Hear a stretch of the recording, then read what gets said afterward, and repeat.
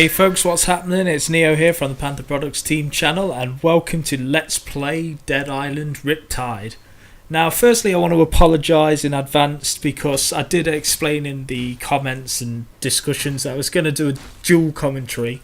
However, the guy that I'm playing with, Simp22, for some reason my PVR doesn't record the in-game PS3 chat, so if you guys know how to do that or work around for that, then please let me know and I'll include it in the next videos.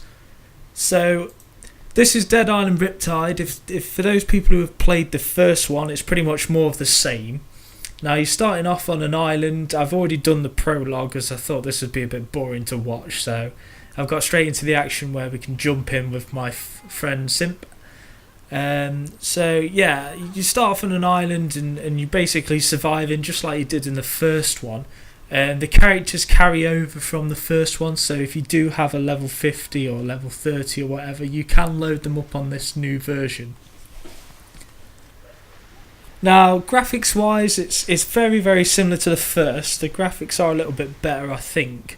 But the one thing that lets this game down that we've noticed so far is the jerkiness that you'll see in the video. I mean, this happens in gameplay as well, and I don't quite like the blurry effects when you turn too fast. I think that can be quite annoying. This is just a sort of random gameplay. This is the very first time we played this, so please don't expect too much in the way of sort of footage, as we were just sort of messing about, trying to do quests and just exploring. So the game involves you being able to create new weapons. There's a lot of new mods from the previous one.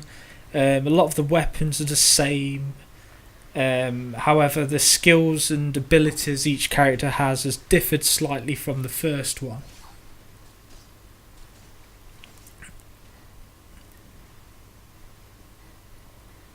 Now, instead of being based in Banoi, which was the previous game's setting, this one's based in a completely new setting called Palanoi or Pal something or other. I can't really pronounce it, so I'm not even going to bother. One thing we did find really annoying about this game was the fact that the map is completely retarded.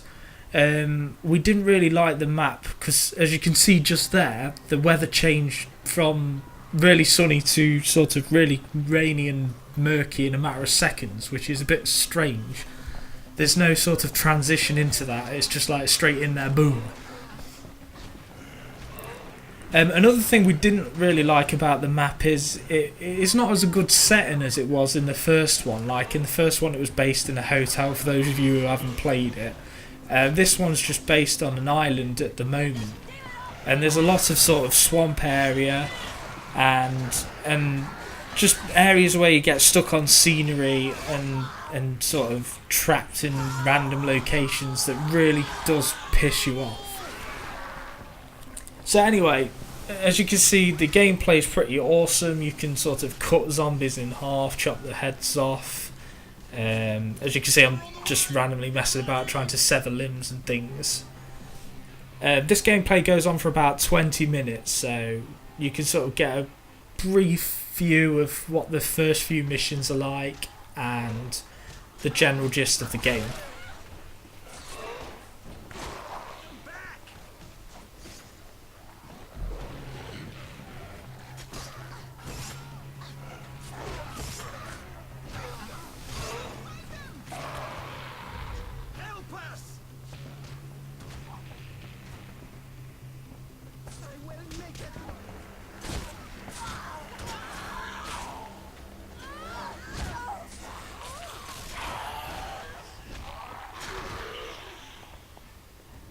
Improving.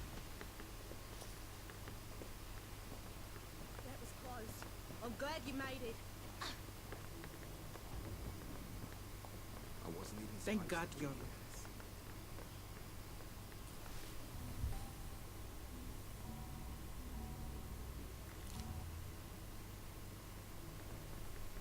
You don't look too good. You should eat something.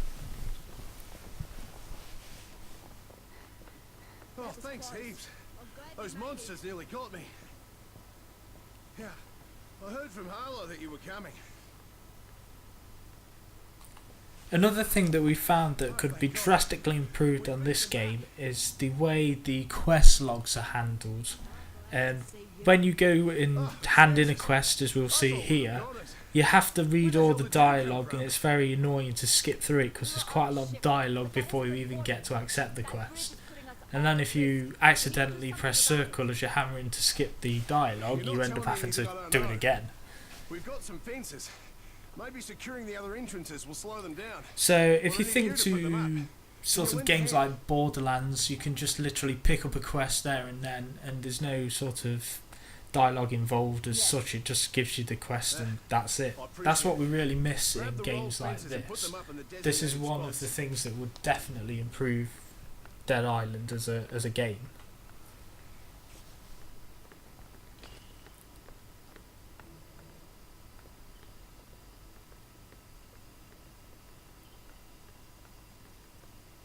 Now this is a sort of a newish feature where you can sort of barricade walls and things with certain items. You weren't able to do this in the first one to this extent. So you'll see here this is quite an epic battle coming up where there's quite a lot of zombies invade the sort of base. So there's quite a lot of action going on in the first sort of few minutes in the game, and it sort of continues, which is quite good. I mean, you don't want a game to end up being where you're just walking around for ages before any action happens, and that was the biggest sort of downfall I thought in the Tomb Raider game. I mean, if you haven't seen the Tomb Raider gameplay video that we've done, then please feel free to check it out and see what you think.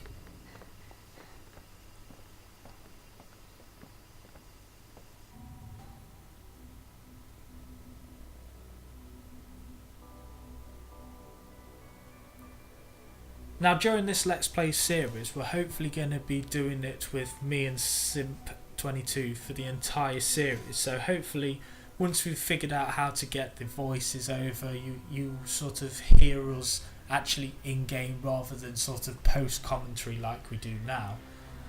The reason I wanted to do it this way was simply because you sort of get a feel for how we play, what we get up to, what sort of conversations we have. And Simp is a really good player, and he's pretty epic, so credit where credit's due. He is very fun to play with. We have a lot of laughs and sort of major fails and things. As you'll probably see in the video, he tends to kill me a lot with grenades.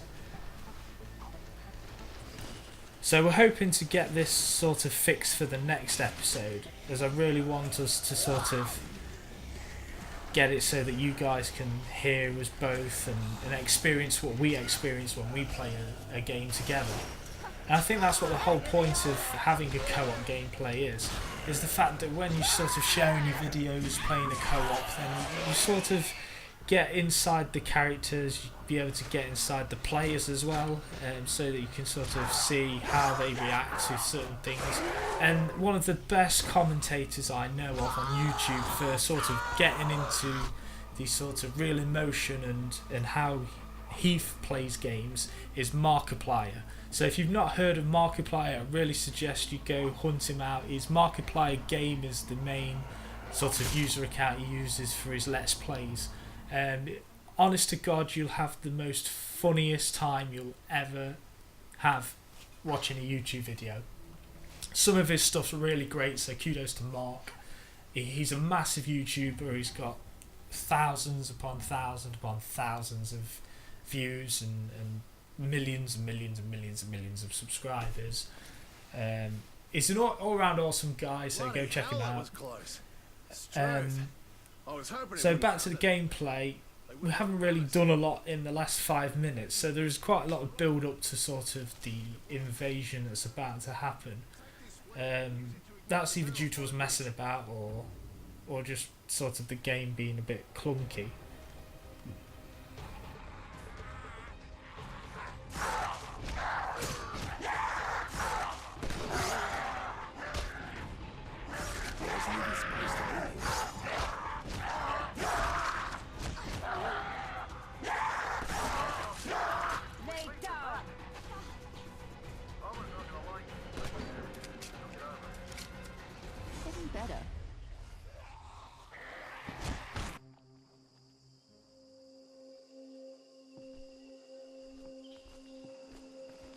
I heard the explosion.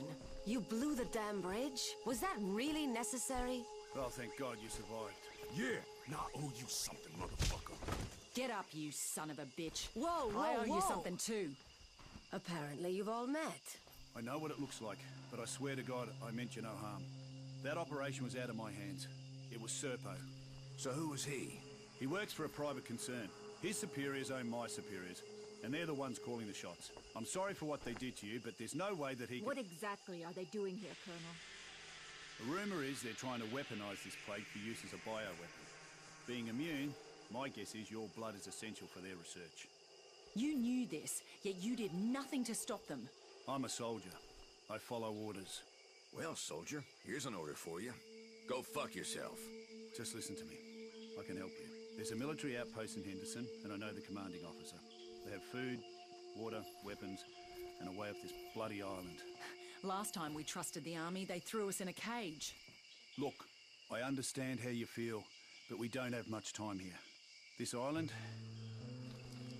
it's about to be nuked. Newt! Yeah, we heard that same story on Benor. Ain't no bombs fell there. You sure about that? This would explain all the air traffic recently. Choppers flying out with equipment crates. That's right. They have to cover up what they've done here. And once they're through evacuating the They're island... dropping a bomb? Listen, I trust this asshole about as far as I can throw him. But if what he's saying is true, We should need hear to him get out. off this goddamn island. Fuck me, man. So, Henderson it is then. If that's the case, then we're all coming with you. All right then, let's move. Only 5 of us are immune, so some of us should stay and defend the camp while the rest scout for a way out of here. Good. Let's get to it. All right, Colonel. But if you're lying to us, God help you, because we sure won't.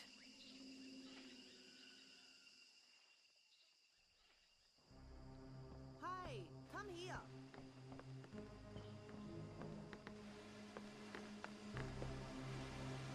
What can I do to help? If I can electrify the fences, those damn things will fry when they run into them. But I need a power source. Cables and batteries should do it. Will you bring me some? Absolutely. The cables are in a shack not far from here, and the back...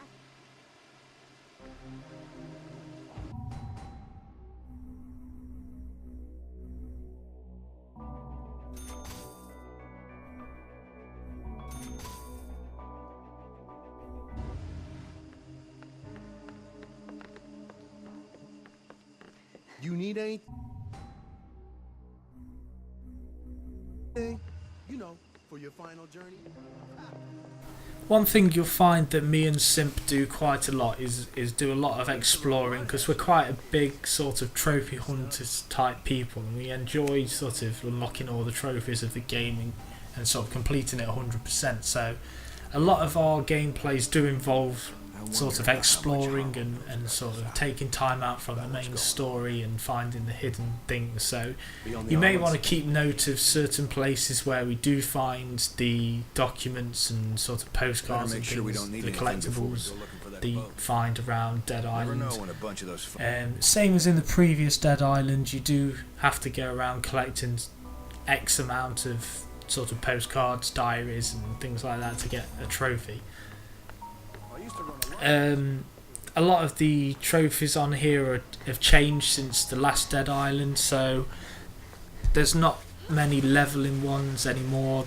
The sort of grind factor's been taken out of it, and some of the easier trophies have also been removed as well, so the game itself is a little bit harder. As an example of one of the easier trophies that get taken out is that you have to play with each character's prologue and stuff like that. So yeah, it was easy but also time consuming, so I guess you could say that they've made it slightly easier to get the trophies in the sense that you don't have to spend 6 hours of your life going through the prologue 4 times just to get a character to level 30 or whatever. You'll see some proper epic fail aiming from me and my sort of nail gun that I picked up. I'm absolutely awful at aiming on this game for some reason. So you'll be able to have a bit of a lull at that.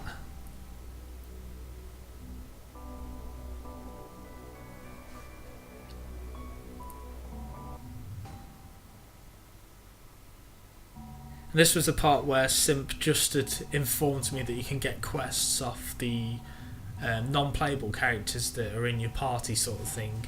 So that's a new addition to Dead Island Riptide that you wouldn't get in the original Dead Island.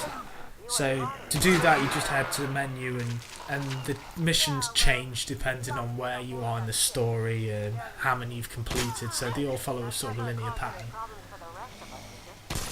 The rewards on it are usually something to do with like munitions or bombs or something, and you get quite a bit of experience. Like here's some epic fail aiming. Like you'd never see any worse at aim than that in your life. I think that's a sign of playing Call of Duty too much, is the fact that you expect everything to be like pinpoint accuracy and sort of getting used to the high-end sort of sensitivity. I mean, I put the sensitivity up on this because I'm so used to Call of Duty, and I think that sometimes ruins my game sometimes, as I'm forever sort of spinning around trying to shoot people sort of really quickly, and like the reactions that I have tend to sway towards Call of Duty style play. Now, one of the most annoying things to kept in this game is the fact that you have to break the window of your car windscreen when you hit something. And that really puts your driving off, and you end up going into walls and getting stuck.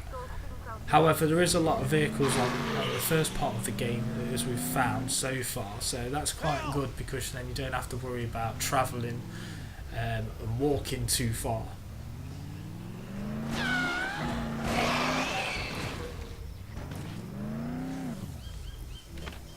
You'll see some more epic fail aiming soon enough on this sort of thug guy.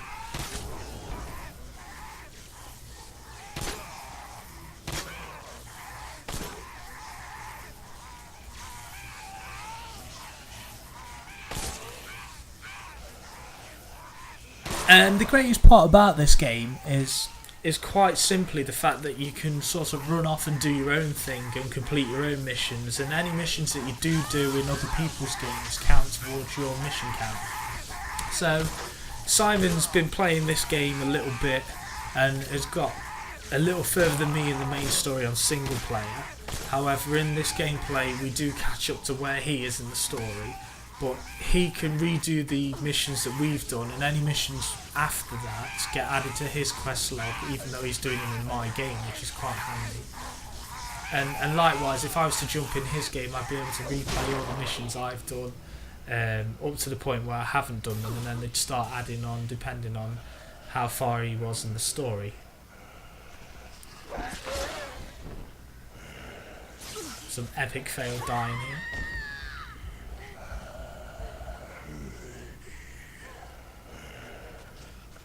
The sort of gameplay factors when dying are very, very similar to Dead Island. If you die, you just lose money, you don't really lose anything else. So the best way to sort of avoid major penalties in death is to just buy loads and loads of stuff and not carry much money. So as soon as you've got a lot of money, just go and use it and get rid of it, because you'll lose a hell of a lot if you die with 30,000 than you would if you died with 30 or 300. Are they all dead? You sure?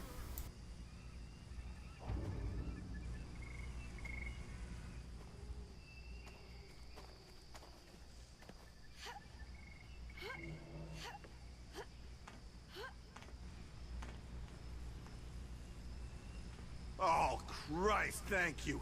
I thought I was never gonna get out of here. Here, you take this. You probably need it more than I do. Again, thank you.